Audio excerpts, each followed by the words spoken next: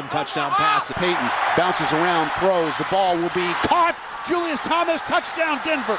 What's up, guys, and thanks for joining me again for another episode of Beyond the Sport.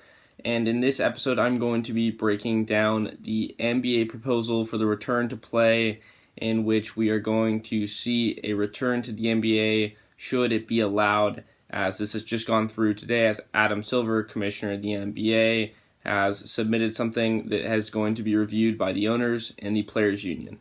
Lots to get into. I'm excited. Can't wait to talk about it. Let's get into it. Just like the NHL proposal, I have to get to the basics first off and foremost, and that is that this is 22 teams that are going to be battling it out. But what makes this different from the NHL in the situation in which a large majority of the teams are going to be playing to advance to another round, while all the other teams are competing for some sort of playoff seeding. With this one, the whole goal of this is to determine where the 8th seeds are going to fall, because the whole goal of this is for the regular playoff format, 16 teams, to be in full effect. And the purpose of this is to allow that to be figured out, as there's a ton of bubble teams, especially in the Western Conference. So the way that this is going to work out, from what I read into, is there's going to be 8 regular season games, or that's what they're classifying it as. These are 8 games in which these teams are going to compete to figure out who's going to get that 8th and final spot in both the Western and Eastern Conference. Of course, there's 13 teams in the Western Conference, which are right here above, and there are 9 teams in the Eastern Conference, which are going to be battling it out to figure out the standings and the playoff bracket. But what is so interesting is the fact that this isn't like the NHL, where it's 12 and 12, making a nice even split between the conferences.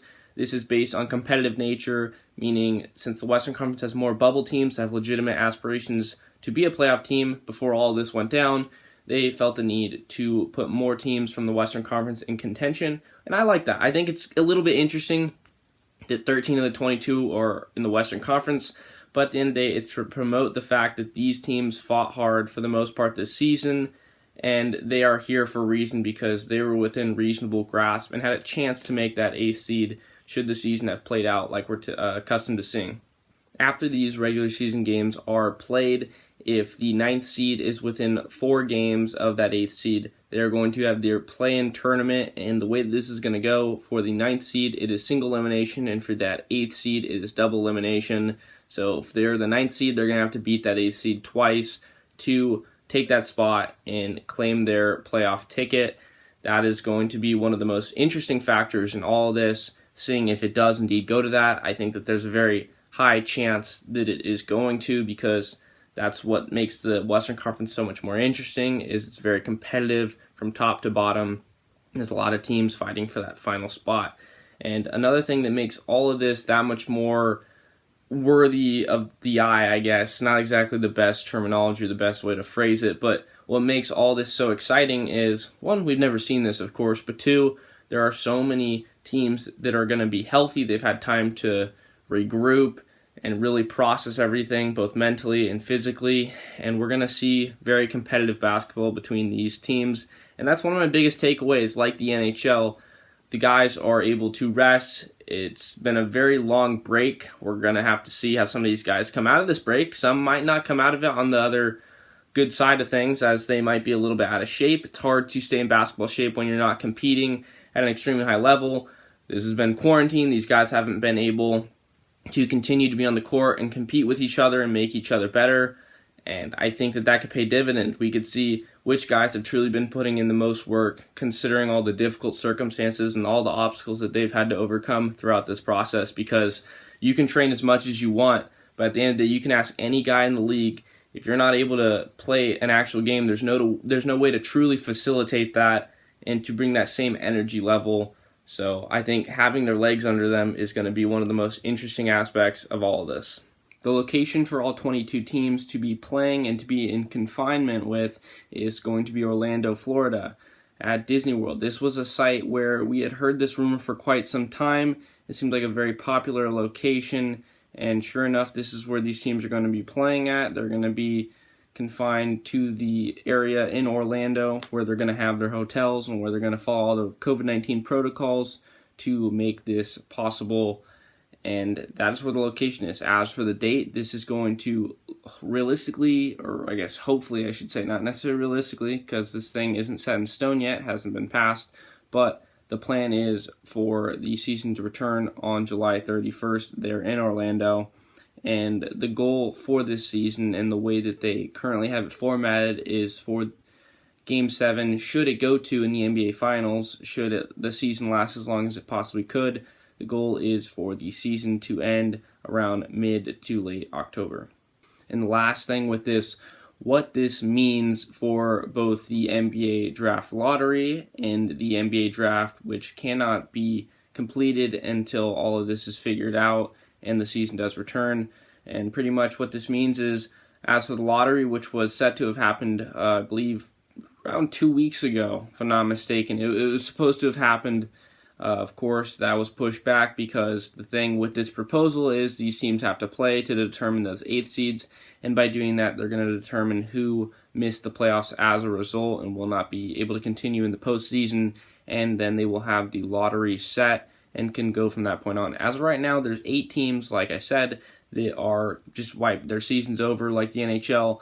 They've figured out that those teams are not going to be playing any more basketball games for the remainder of the season should it return. So those teams already know that their odds are set in stone. They cannot be impacted in any way.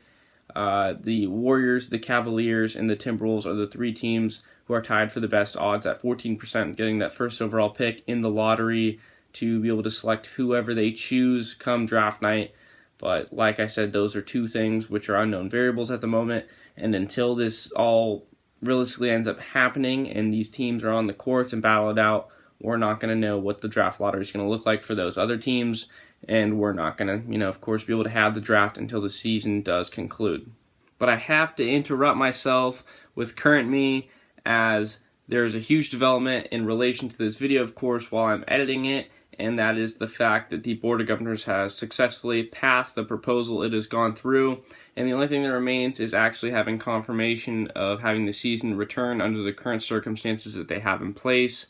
That is a huge step in the right direction. They joined the NHL as far as leagues that have proposals in place and are ready to go all in. And another huge development that goes along today, something that happened in a matter of minutes, is the determination of the lottery draft being held on April 25th. And the actual NBA draft being held on October 15th.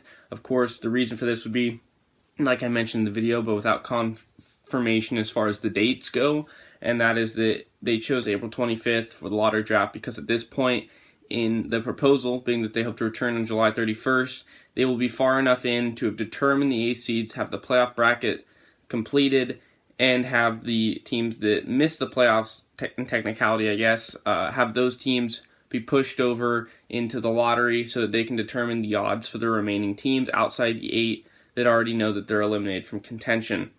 And of course, on the draft side of things, the same thing goes for that. The plan is for the season to end in early to mid-October before the draft itself.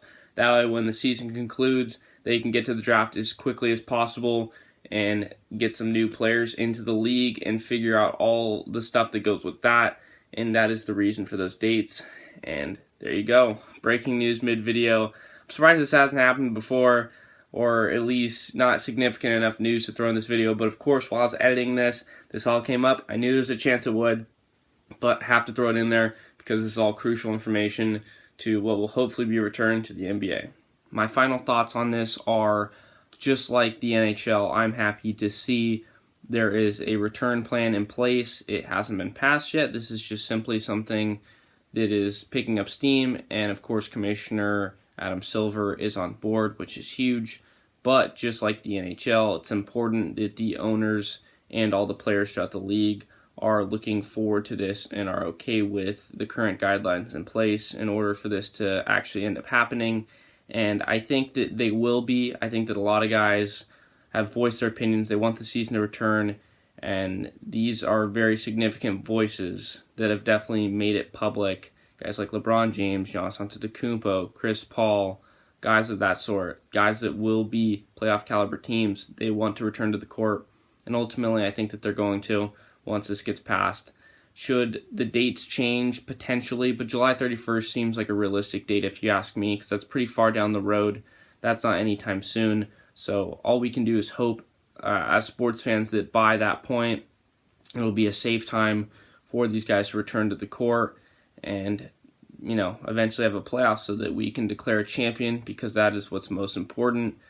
Of all the different things that have been impacted by COVID-19, such as March Madness or spring athletics and the collegiate level, it's important that we see that there is a return and that a team can find a way to win a championship and make the season worth playing for, because I think that that's the most important part. And I'm looking forward to it. I'm very optimistic with all things, of course, but I do think that this is a plan that can work out. I think that there's a little bit of interesting factors that they maybe could have gone different routes to, but that's the same pretty much for any proposal that they could have come out with. Overall, I like it. I think it's going to happen. I hope it's going to happen, and all we can do is wait. But thank you again for joining me and listening to what I have to say on this video as I attempted to break it down, and make sure to follow me at Beyond the Sport so that you can check out stuff on Instagram, see all the different updates, Instagram live sessions, and just pretty much any bonus content out there as well, because it's a cool way to interact and to have a more personal connection to the account if interested. So thanks again. Have a good one.